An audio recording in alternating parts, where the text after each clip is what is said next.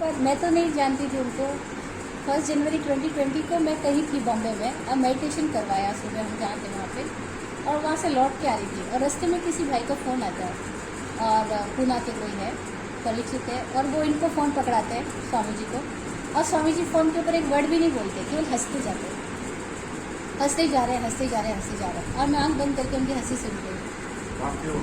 मैं अपने फ़ोन पे उनकी हंसी सुन रही हूँ। मैं बॉम्बे हूँ, वो उस समय उस टाइम में बताते, बाद में मुझे पता लगा वो उस टाइम लोनावला थे, और मैं उनकी हंसी सुन के समझ पा रही हूँ कि चुपचाप सुन रही हूँ ना, तो मुझे समझ में आ गया ये हंसी कोई नॉर्मल व्यक्ति की हंसी हो ही नहीं सकती, ये किसी ऐसे व्यक्ति की हंसी है जो गहरे तलों से आ रही है, ये कोई योगी की हंसी है। बस मैं इतना पहचान गई। और मैं लास्ट में पूछा मैं आपको किस नाम से पुकारूं, तो बोले मेरा कोई नाम ही नहीं, और फिर भी अगर मुझे कुछ कहना है तो जोकर कह सकते हो, और तब से मेरे फ़ोन में जोकर नाम से सेव है। उन्होंने आपको कैसे ढूंढा? पता नहीं, अस्तित्व ने मिलाया, मैं तो यही कहूँगी, क्योंकि ढूंढ तो हम कैसे ढूंढते तो नहीं है, कैसे किस कर सकते हैं, आप कैसे मिल ढूंढते गए? तो नहीं है, मिल जाते ऐसे हैं। मिल जाते हैं।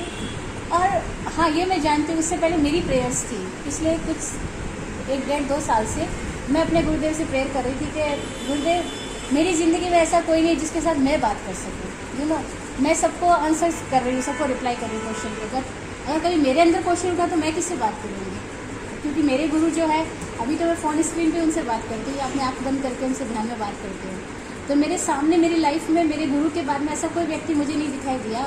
इवन देन आचार्य साधु सबसे मैं मिलती हूँ और क्लोजली सबसे मिलती हूँ, मतलब मेरे को किसी के साथ वो है ही नहीं, लेकिन मुझे कोई ऐसा मिला ही नहीं जिसके साथ कि मुझे लगे कि हाँ ये लेवल है, कोई वो बात कर सके।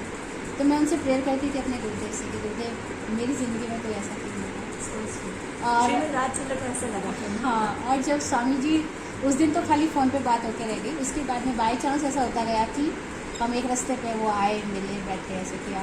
फिर एक दिन मैं उनके साथ पूना के लिए जब मुझे जाना था, अभी मैंने कार स्टार्ट ही की थी, 90 में मैंने ये कार में बैठना स्टार्ट किया ना, उससे पहले तो पैदल चल रहे थे हम। तो फिर मैंने वो बोले कोई बात पे हम पूना जा रहे हैं, था मुझे भी पूना जाना है, तो मेरे ग्रुप के हम 2 मेंबर्स थे, उनके साथ में गाड़ी में, वो लोग हमेशा 2 लोग रहते हैं। और फिर उनके साथ बस बातचीत चालू की, और जब उनकी बातें सुनी मैंने कही तो वही बोल रहे जो मेरे गुरुजी बोलते रहे, मैं विराट गुरु जी की शिष्या हूँ ना, अभी वही फ्रिक्वेंसी सेम मैच हो रही है। और फिर बात करते करते मुझे समझ में आया मेरी प्रेयर्स का आंसर है, ये तो जो मैं मांग रही थी ये वही बंदा है। देन आई गॉट रियलाइज को दिस समथिंग डिफरेंट। अच्छा, फिर भी कुछ नहीं, एक दिन मैं मेडिटेशन में बाहर बैठी हूँ, वो किसी रूम में बैठे हैं, और मैं मेडिटेशन में उठ करके उनके रूम में चली जाती हूँ और उनके पास खड़ी होती हूँ, तो मैं हैरान हूँ ये एनर्जी कौन सी मुझे अट्रैक्ट किया कि मैं उनकी तरफ जाके बैठ गई। देन आई रियलाइज कि नहीं ये समथिंग, लेकिन after all I don't know anything. और अभी बस बात करते करते करते करते हम इतने लेवल पे आ गए, वो मुझे बोलने लगे कि अब आप क्या कर रहे हो, तो मैंने कहा कि नहीं आप जो कुछ बोल रहे हो वो कैसे बोल रहे हो, मैंने कहा अपनी समझ से बोल रही हो। बोले समझ से नहीं, अनुभव से बोल रही हो, नहीं बोल रही। बस इस पॉइंट पे आके मैं चुप हो गई।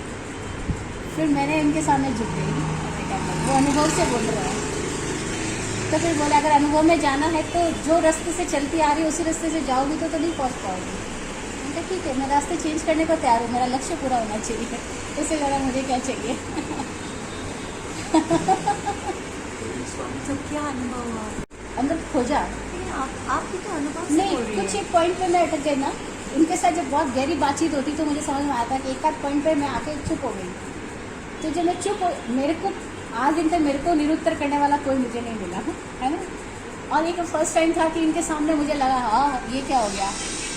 तो फिर मैं चुप हुई, तो वहाँ मुझे समझ आया। फिर उन्होंने कहा आपके अंदर झाँको, कारण क्या है। फिर मैंने अपने अंदर कारण खोजे। मैंने कहा सबसे बड़ा कारण तो ये है कि मैं कहीं ना कहीं फॉर्मल हो जाते हैं, कहीं ना कहीं। तो फिर बोले, फिर मैंने कहा ठीक है, अगर फॉर्मल है तो नॉर्मल होना है, समझ में आ गया। फिर और ऐसे 2-3-4 पॉइंट्स निकलते गए। तो मैंने कहा मुझ पॉइंट्स में मैं काम करूँगी, जो पॉइंट्स मुझे लग रहा है कि, और वो क्यों मेरे अंदर पैदा हुए, क्योंकि हमारे दिमाग में सोसाइटी घुसा दी गई। तो मैंने कहा ये दिमाग में सोसाइटी का कीड़ा तो बचपन से डाल दिया गया। तो बोले दूसरों को तो दोष देना ही नहीं कि किसी ने डाल दिया, खुद के अंदर है ना, अब उसको रिमूव करना है। मैंने कहा यस।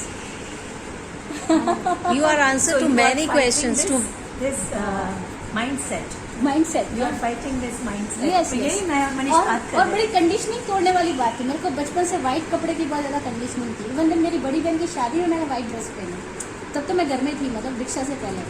तो मैं कहती मैं तो वाइट के सिवा कुछ पहन ही नहीं सकती। बोले कि कपड़े का कलर का इतना पकड़ है तो मोक्ष कैसे होएगा।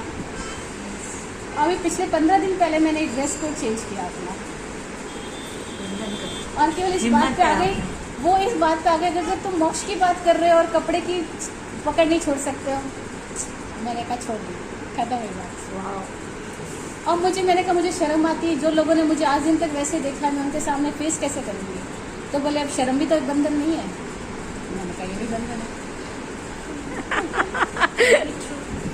मैंने कहा लेकिन लोग तो ये सोचते हैं कपड़े छोड़ने वाले धर्म से भ्रष्ट हो गए। बचपन से हम भी ऐसे ही सोचते रहे ना, हमारे दिमाग में भी संस्कार यही था। क्योंकि दिमाग में यही नोशंस डाले गए ना, प्री नोशन सब कुछ ऐसे ही है, बचपन से ऐसे ही डाला गया। हमने हमारे लिए महाराज साहब बोले तो जो पूरे क्रिया में रहते हैं ना, मेरे लिए भी वही थे। किसी दिन मैं भी वैसी थी, और मैं वो सारी चीज़ों को क्रॉस करते करते करते करते इस लेवल पे आई थी। ओके, ये भी चीज़ छोड़ दी मैंने। So you are breaking the shackles of the society. You are becoming a martyr.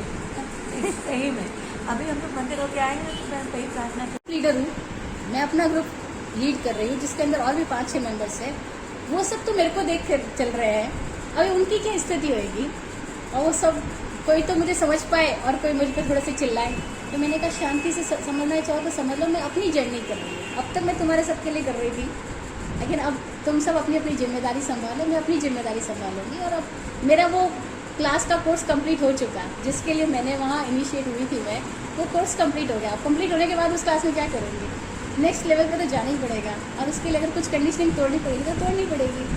Then वो सब लोग समझ गए कि हम समझ रहे हैं कि आपकी अंदर की स्थिति क्या है। मैंने कहा देखो अंदर की स्थिति समझ जाओ, समाज क्या बोलेगा फिर उसकी परवाह नहीं होगी। खुद के अंदर क्लैरिटी नहीं होगी तो सोसाइटी की परवाह रहेगी हमेशा। खुद के अंदर क्लैरिटी आ गई तो कोई परवाह नहीं होगी।